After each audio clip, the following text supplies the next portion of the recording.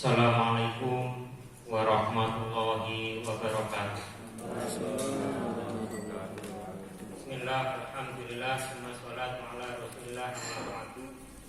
Yang terhormat Bapak Pak Kanwil, yang kami hormati Bapak Kabid, yang kami hormati Bapak Ibu semuanya hadirin yang malam ini hadir di Hotel Syariah Solo ini. Untuk berikutnya saya mohonkan kepada Bapak Kanwil untuk berkenan memberikan arahan dan sekaligus membuka acara ini dengan resmi.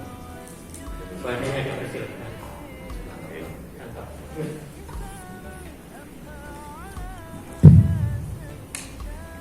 Assalamualaikum warahmatullahi wabarakatuh. Bismillahirrahmanirrahim. Alhamdulillahirabbil alamin. Assalatu wassalamu ala asyrofil anbiya'i wal mursalin sayyidina wa maulana Muhammadin wa ala alihi wa sahbihi ajmain. Saya hormati kepala bidang penyelenggaraan haji dan umroh Kanwil Kementerian Agama Provinsi Jawa Tengah, sahabat saya Pak Haji Effendi Messi, yang saya hormati sahabat saya Pak Dalil, subkoordinator pada bidang PAU dari Kementerian Agama Provinsi Jawa Tengah. Saudara sekalian, sahabat-sahabat semuanya, di unsur PAU Kabupaten Kota se-Jawa Tengah yang tadi disebut multifungsi, semuanya yang mudah-mudahan selalu dalam rahmat Allah Subhanahu Wa Taala, sehat walafiat. Alhamdulillah, bersyukurillah, kita dahulukan suasana apapun, kita utamakan untuk menambah rasa syukur kita kepada Allah Subhanahu Wa Taala, terlebih di saat-saat ketika kita masih berhadapan dengan pandemi. Nah, meskipun kondisinya sudah menunjukkan tren membaik, kecuali di Kabupaten Purworejo dan Kota Magelang yang masih juga level 4, kita semuanya se-Jawa Tengah masih berada di dalam pembatasan kegiatan masyarakat. Nakasi sudah dibatasi untuk tidak berkegiatan, kok kita masih bisa berkegiatan dengan segala keterbatasan termasuk ongkos PW tadi. Kita syukuri di kondisi ini tidak banyak lembaga, tidak banyak orang di negeri ini yang seberuntung kita. Oleh karena itu maka kurangi mengeluhnya, tambahi rasa syukurnya. Di antara rasa syukur itu adalah kita mensyukuri kesehatan dan kesempatan. Kesehatan disyukuri dengan cara dijaga yang baik, jangan sampai kita terpapar, dan jangan sampai kita juga menjadi penyebab tertularnya atau terpaparnya orang lain, yaitu dengan cara menjalani protokol kesehatan dengan baik. Kita harus jadi teladan, kita harus jadi duta-duta prokes untuk memastikan ke depan kondisi yang sudah mulai membaik ini terus membaik dan tidak seperti pengalaman pasca Idul Fitri kemarin yang kondisinya sebenarnya sudah mulai membaik, tapi kemudian karena ada semacam keteledoran, di samping juga berkembangnya ada munculnya varian baru, sehingga kemudian COVID ini mengalami gelombang kedua. Kita berharap ya sudah gelombang kedua itu saja dan kemudian terus menurun sampai hilang. Hari itu maka cara mensyukuri kesehatan itu adalah dengan menjaga protokol kesehatan yang baik. Yang kedua, kita mensyukuri kesempatan yang diberikan oleh Allah. Betapa hampir semua kita, orang-orang terdekat kita, teman sekolah kita, saudara kita, bahkan ada saudara kandung, bahkan ada yang serumah dengan kita, sudah kabudut karena COVID ini. Kesempatan yang masih ada di kita, berumur panjang dan kemudian masih bisa berkegiatan, mari kita isi kesempatan ini dengan melakukan kegiatan-kegiatan yang produktif dan aman. Di tengah pembatasan itu kita dituntut untuk tetap berkinerja. Capaian kinerjanya tidak dikurangi, bahkan duitnya nggak datang disuruh bikin laporan. Ya. Jadi nggak dikurangi, tetap harus bikin laporan. Dan bagi yang sering sudah mengelola anggaran, bendahara utamanya, ini bukan hal yang baru. Jadi kita mesti membuat kas itu bulanan, ya meskipun isinya nihil, tapi memang harus dibuat laporan sebagaimana ketentuan dan waktu. Setiap akhir bulan dibuat laporan, meskipun dari awal sampai akhir mungkin isi dari kas umum itu adalah nihil. Nah, kita dituntut tidak, pekerjaan kita tidak cuma itu saja, tidak hanya ngurusi anggaran haji saja, anggaran haji ANSI tentang yang didapatkan dari sistem di BPIH atau bersumber dari BP, tetapi juga kegiatan-kegiatan DIPA yang lain yang itu juga masih harus berlangsung. Dan hari-hari ini kita masih disibukkan dengan keasikan mengelola kegiatan kemitraan bersama Komisi 8 dalam bentuk jamaro dan diseminasi. Ada sosialisasi juga ya? Enggak, diseminasi saja. Sosialisasi ada 3 bentuk. Jadi ada jamaro, jagong masalah umroh dan haji, kemudian ada diseminasi pembataan, kemudian ada sosialisasi peraturan perundang-undangan.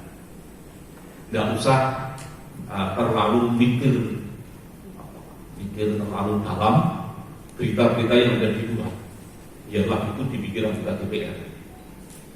Karena ini kan muncul komentar ada di sebaran di YouTube, di WA, ya, yang antara lain mengkritik itu. Kita ini eksekutif itu pelaksana. Meskipun kita tidak boleh ekstrim, gitu ya. Tapi kalau mau boleh ekstrim, ya pelaksana itu serasa mikir. Dahulu apa ditindakin mulai.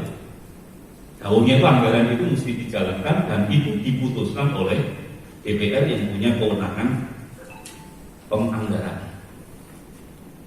Kegiatan itu tahun lalu Jawa Tengah termasuk menjadi yang terbaik di dalam menyelenggarakan kegiatan kemitraan, dan tahun ini kita mendapatkan alokasi kegiatan itu yang jumlahnya lebih banyak dibanding tahun yang lalu.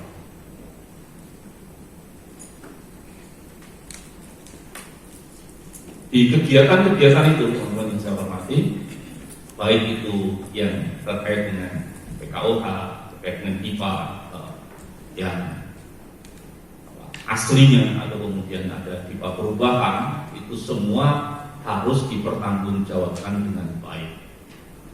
Sering saya sampaikan, kita ini kementerian yang ditugasi untuk menghabiskan anggaran. Jadi dulu di Kemenak itu ada, terutama di KUA dan juga di URAIS, itu ada bendahara penerimaan. Ketika waktu itu kita masih ada penerimaan melalui Kementerian Agama yang sistem PNBP-nya itu melalui bendahara penerimaan. Sekarang kita nggak ada bendahara penerimaan. Yang ada ya bendahara pengeluaran.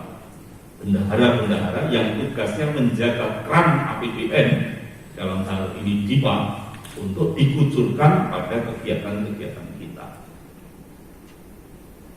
Tugas yang seperti itu. Jadi disiapkan anggaran dan kemudian siapa yang bisa menghabiskan anggaran terbesar itu adalah orang yang berprestasi. Ya seringkali ada penghargaan serapan anggaran tertinggi. Di banyak kesempatan saya mengkritik ini karena sebaiknya bukan soal serapan yang tertinggi, tapi serapan yang terbaik. Tidak harus habis. Perjalanan dinas itu tidak harus habis. Belanja ATK itu tidak harus habis. Tapi kalau itu nggak habis, pertanggungjawabannya malah repot. Enteknya malah gampang pakai SPG ini. Jadi mestinya itu ada. Kalau bisa dihemat, kenapa dihabiskan? Yang harus habis itu ya kegiatan rapat koordinasi, ada sosialisasi, ada kegiatan-kegiatan itu mestinya yang harus terselenggara, dan kalau di situ tidak habis, mestinya ada kelonggaran pengaturan, bisa direvisi IPA itu untuk mendukung kegiatan-kegiatan yang jauh diperlukan dibanding dengan kegiatan-kegiatan yang sifatnya itu operasional.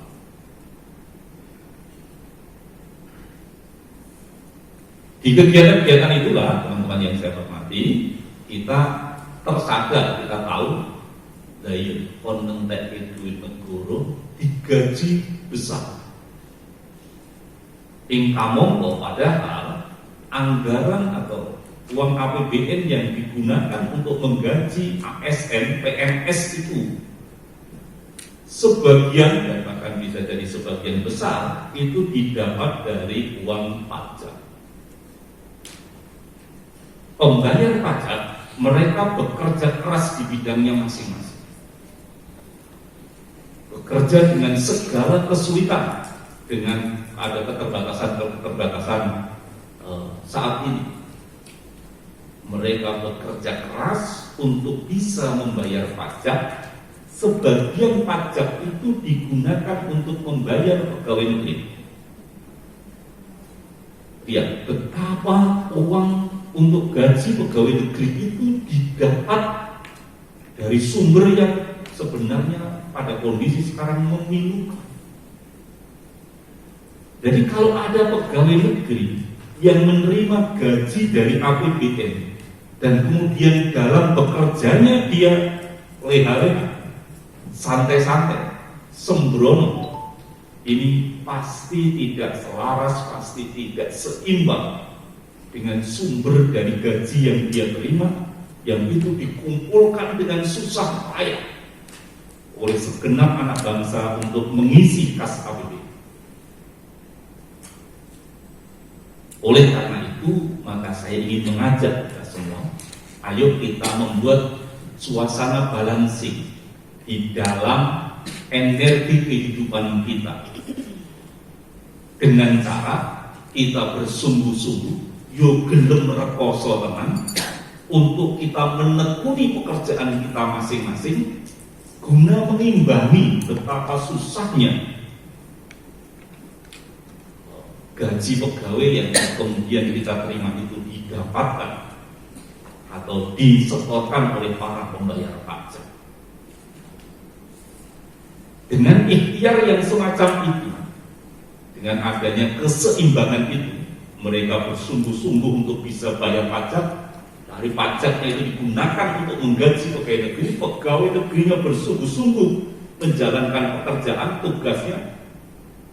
Maka insya Allah kehidupan ini akan berjalan dengan baik. Energi kehidupan ini akan berjalan dengan baik. Tapi kalau tidak, jomplang. Bisa jadi kita di suasana WFH itu sembrono. Jadi yang diminta itu bekerja dari rumah. Tapi prakteknya banyak yang kemudian orang semacam kekurangan pekerjaan, bahkan kebingungan mengerjakan apa di rumah. Disinilah kemudian rasa tanggung jawab kita terkait kemudian dengan budaya kerja kita mestinya terpanggil. Kalau tidak, itu tadi pasti ada suasana tidak seimbang. Kalau tidak seimbang, ya pasti tidak baik. Dampaknya di mana? Ada hukum kekekalan energi, sering saya sampaikan, dan itu yang saya pahami di dalam sepanjang sejarah birokrasi saya, sepanjang sejarah kehidupan saya. Itu pengalaman rohani lah gampangannya begitu. Saya mendapatkan catatan-catatan dalam kehidupan dan sejarah itu seperti itu. Buatlah keseimbangan energi yang baik, keluarkan energi yang baik. Karena may ya'mal misqala dzarratin khairan yarah wa may ya'mal misqala dzarratin syarran yarah, itu dalam penampakannya di dunia ya seperti hukum kekekalan energi ini. Energi listrik yang diubah menjadi energi suara, nggak hilang energinya. Energi listrik yang diubah menjadi energi cahaya, tidak hilang energi, semuanya. Bahkan bumi alam semesta ini semuanya berputar. Ini Hotel Solo Syariah, tetapi berada di Kabupaten Sukoharjo. Kalau ini ada sungai, seberang sungai kecil itu Karanganyar. Artinya kita berada di Solo, di Jawa. Dan di Jawa itu juga mengenal semacam nilai kosmostis itu sebagai hukum cokro manggiling. Semua berputar. Inna lillahi wa inna ilaihi raji'un. Sangkan itu ternyata parah. Asal itu ternyata tujuan. Kita berasal dari Allah dan kita finishnya, kembalinya berharap kita kembalinya kepada Allah. Semangat ini yang saya ingin kita pegangi bersama. Ayo, di tugas kita masing-masing. Di saat kita diberi kesehatan dan kesempatan, sekaligus dalam tanda kutip kita diberi kelonggaran-kelonggaran karena tidak selalu diawasi oleh pimpinan. Kita menjalani tugas ini dengan spirit yang benar, dengan energi positif yang benar, bersungguh-sungguh. Pekerjaan-pekerjaan harusnya terselesaikan dengan baik dan justru tidak tertunda-tunda karena alasan pandemi. Ini yang pertama. Yang kedua yang ingin saya sampaikan pada sahabat-sahabat semua, di nilai etis ASN sekarang ini menggunakan jargon berakhlak. Sudah pada saatnya kita sekalian bekerja tidak hanya berada pada satu lini di lini kita sendiri, tetapi memastikan bahwa lini yang sedang kita jalani itu bisa mendukung, bisa memperlancar lini yang lain, dan kemudian bisa saling mengisi satu dengan yang lain. Oleh karena itu, maka saya sampaikan kepada Pak Kabid matur nuwun, salah satu yang sudah dipelopori oleh bidang PHU Kanwil seiring dengan program prioritas Menteri Agama digitalisasi layanan publik, bidang PHU merancang ada surat digital. Bedakan dengan tanda tangan elektronik, beda. Surat digital yang memungkinkan Pak Kabid, para kasih, suko, para pelaksana di haji di bidang PHU bisa bekerja di mana saja, dari mana saja.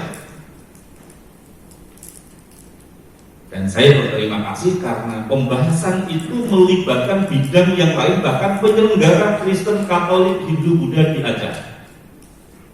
Sehingga kalau hari ini Kanwil menggunakan tata surat digital, saya nggak pernah membaca atau melihat bentuk fisik surat yang dibuat oleh Pak Jalil. Pak Jalil membuatnya di teras rumahnya, dikirim ke Pak Yani me-approve, menyetujui surat itu di Serambi Masjid Baitur Rahman. Surat itu sampai saya di ruang meja makan ruang saya sambil saya ngopi pagi, saya baca ada surat yang disodorkan oleh Pak Jalil, di-approve oleh Pak Kabid, kemudian saya approve sebagai surat keluar. Sedemikian lancarnya tata persuratan kita saat ini, dan itu dirintis oleh bidang PHU yang kemudian dipakai oleh seluruh bidang dan pembimas di Kanwil Kementerian Agama Provinsi Jawa Tengah. Ini salah satu contoh bentuk kolaborasi yang perlu kita kembangkan. Maka saya berharap teman-teman di kabupaten kota, saya tahu juga sudah banyak yang melakukan itu, terutama Satker yang tahun ini masuk penilaian BPK sudah mengembangkan suasana kolaboratif semacam ini. Ayo kita saling ngerti, saling tahu tentang apa yang terjadi di seksi yang lain. Poin dasarnya adalah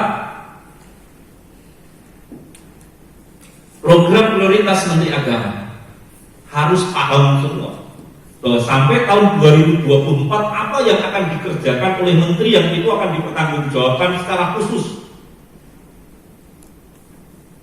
Dan kita mesti memberikan kontribusi di situ, harus hadir di situ, meskipun mungkin bidang kita tidak disinggung secara langsung. Misalnya haji tidak disinggung secara langsung, tetapi menteri mengatakan program prioritas pertama adalah penguatan moderasi beragama. Pasti kita pastikan, kita tentukan, khususnya ASN Kementerian Agama, wabil khusus di bidang PHU, semuanya sudah selesai dengan urusan ini. Nggak ada lagi persoalan-persoalan yang kemudian menyimpang dari semangat besar moderasi beragama. Cara kita memberikan pelayanan, cara kita berkomunikasi formal, bahkan cara kita berkomunikasi non formal di Facebook, di Instagram, di Twitter dan sebagainya, medsos yang lain, menggambarkan semangat moderasi beragama ini. Program kegiatan yang kita lakukan harus menggambarkan suasana semangat ini. Teman-teman semua, moderasi beragama meskipun tidak menyentuh langsung di dalam kegiatan kita, mungkin di pipa kita tidak berbunyi, tetapi kegiatan-kegiatan yang kita lakukan itu harus menggambarkan suasana semangat. Yang kedua, revitalisasi KUA.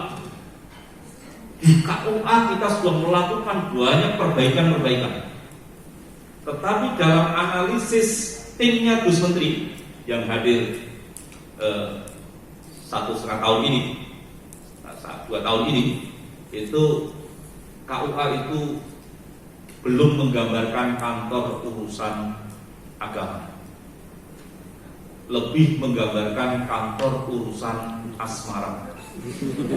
Ini resmi disampaikan.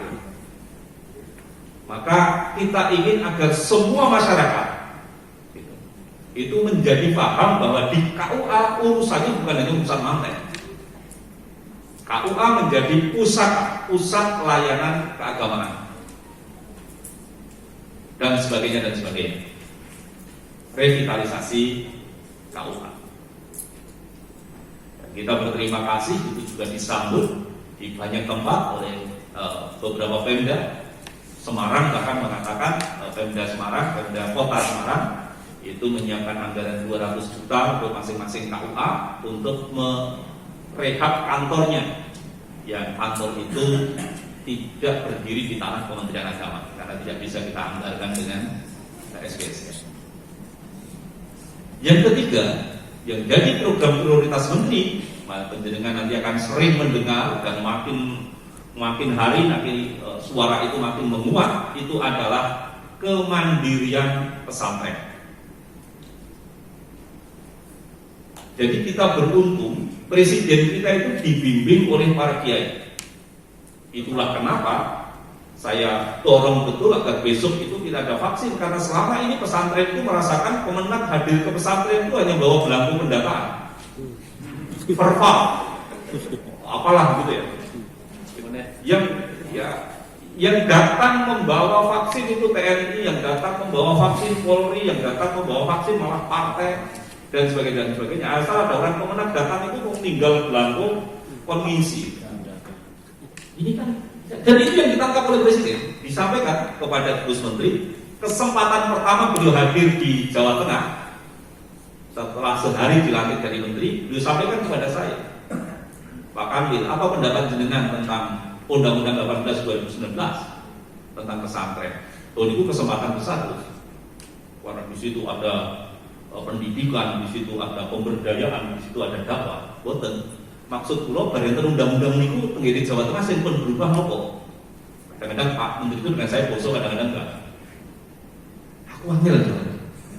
Kayak podo mawon. Dan itu saya dirasakan presiden, itu yang disampaikan para kiai kepada presiden. Sudah ada undang-undangnya, tetapi di pesantren belum ada perubahan yang nyata.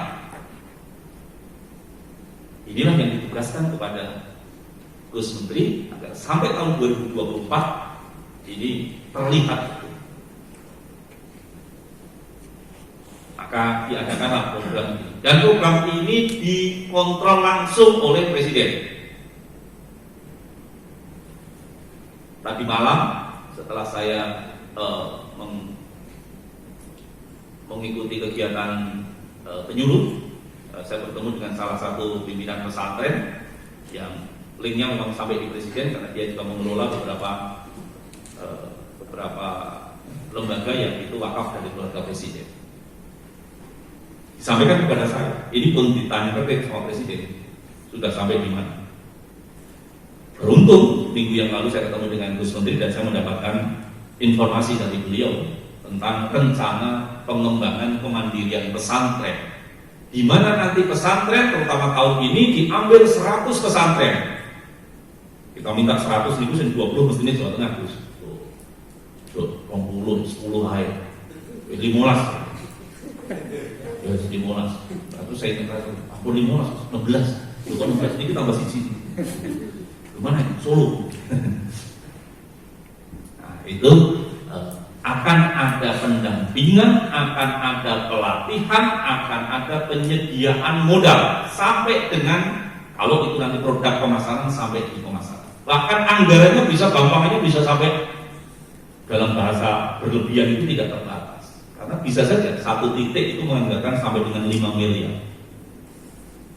Optimisme kita menjadikan pesantren menjadi satu komunitas kekuatan ekonomi yang berangkat dari dia bisa memandirikan dirinya sendiri dan kemudian ikut menggelindingkan kesejahteraan ekonomi itu di lingkungan pesantren. Nomor 3. Yang nomor 4 yang menjadi program prioritas Menteri adalah Cyber Islamic University. Jadi mudah-mudahan tidak ada keterlambatan. Mulai September ini nanti di UIN Cirebon itu akan dibuka program semacam UT-nya Kementerian Agama. Arahnya adalah agar guru-guru kita, guru-guru madrasah, termasuk yang madrasah non formal, itu bisa mengakses pendidikan secara gampang, murah, bahkan gratis. Kemudian yang kelima adalah religiusitas indeks. Kita ini negaranya orang beragama, semua warga negara kita beragama, semua agama mengajarkan kesalehan dalam kalimatnya masing-masing. Kita menyebut amal soleh, ada yang menyebut budi baik, ada yang menyebut karma baik. Sejauh mana sebenarnya kesalehan ritual kita itu berbanding lurus dengan kesalehan sosial kita? Bagaimana kemudian kita mendapatkan informasi tentang kegiatan-kegiatan keagamaan, misalnya pendidikan agama, baik itu di sekolah, di perguruan tinggi, di majelis-majelis taklim, dan juga di perbincangan di media-media elektronik, itu menghadirkan kesolehan. Hal yang semacam ini nanti kita ukur bersama-sama, sehingga kemudian ada langkah yang nyata. Harusnya sebagai negaranya orang yang beragama, maka ketertiban dunia itu dimulai dari Indonesia.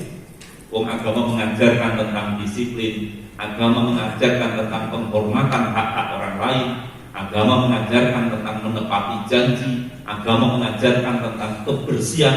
Mestinya itu sudah beres di kita. Kalau kemudian antara pemahaman agama kita selaras dengan kesalehan sosial kita, nampak di dalam keseharian kita. Itulah program-program prioritas Menteri Agama yang nanti makin hari akan makin sering penjenengan dengar, dan kita semuanya meskipun mungkin tidak bersinggungan langsung, kita harus memberikan kontribusi terbaik untuk kesuksesan program prioritas Menteri. Terakhir, sebagai penutup, kondisi yang sudah membaik ini akan kita isi dengan kegiatan-kegiatan yang lebih produktif. Sehingga apa yang selama ini kita capai, yang sudah baik itu menjadi semakin baik. Sebagai penutup, apa yang tadi telah disampaikan Pak Jalil dan apa yang menjadi tema kegiatan pada malam hari ini, saya berharap ini bisa diikuti dengan sungguh-sungguh, sementara Nyon Tulung melupakan dulu tanggungan-tanggungan yang ada di luar sana. Tanggung jawab yang juga harus dilaksanakan karena multifungsi itu tadi, sekarang satu fungsi itu tadi, bikin laporan tahun ini dan bikin perencanaan tahun 2022. 2022 kan ada haji Pak, ada. Jamaah haji Indonesia berangkat, insya Allah ada, yakin tahun ini aja ada. Cuma kita nggak ngirim kan itu. Tahun depan ada, kita kirim insya Allah. Saya ikut saja prediksinya Pak Nisa, Pak Sekjen. Ya itu, seperti mosok kok sambungnya orang masih nomor vaksin.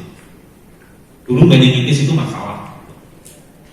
Problem besar perhajian itu salah satunya meningitis. Tapi begitu ketemu dengan vaksinnya, meningitisnya masih ada, tetap jalan. Hajinya ya ada, tetap jalan.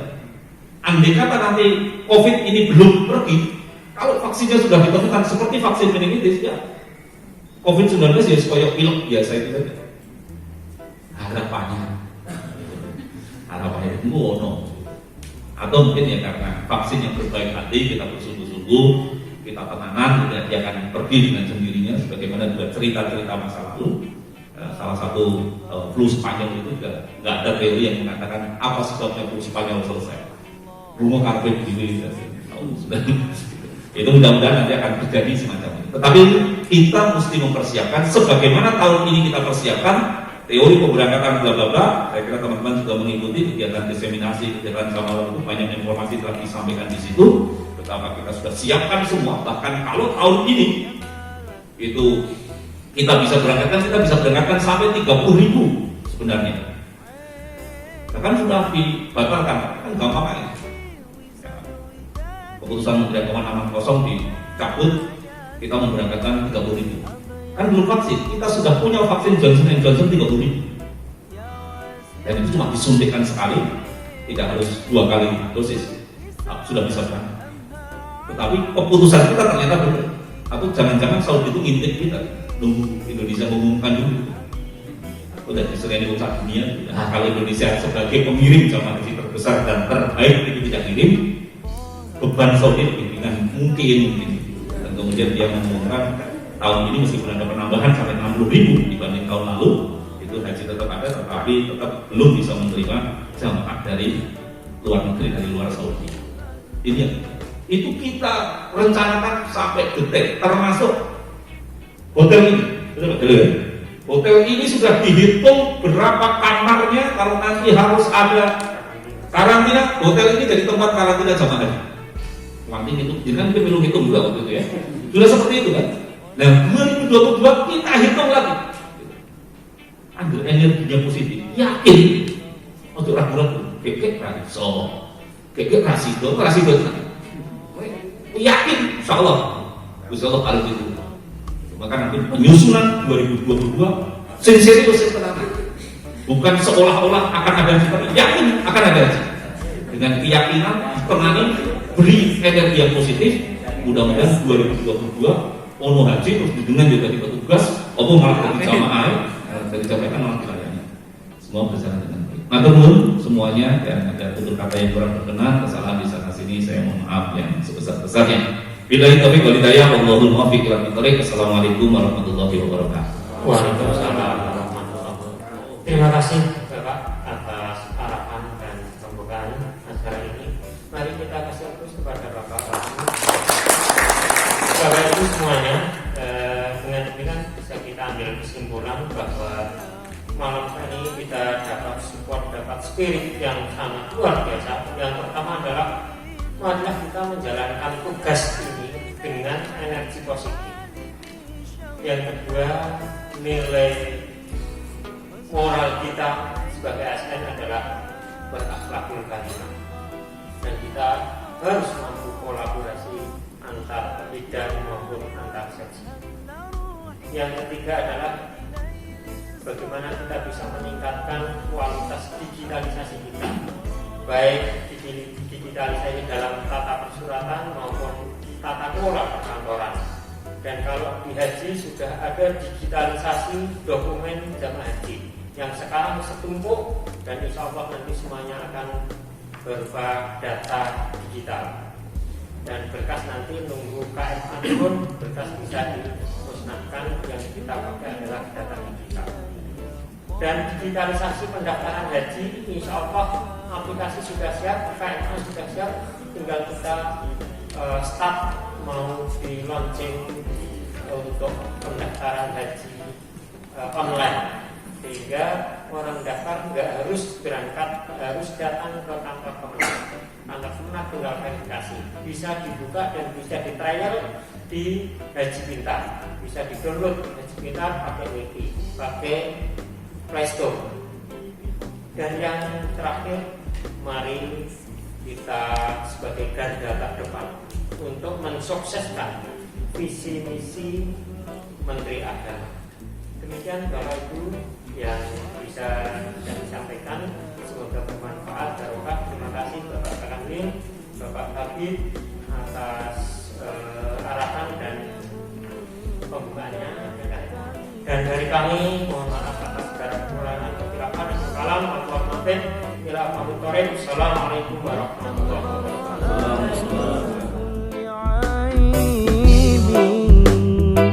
كأنك قد خلقت كما تشاء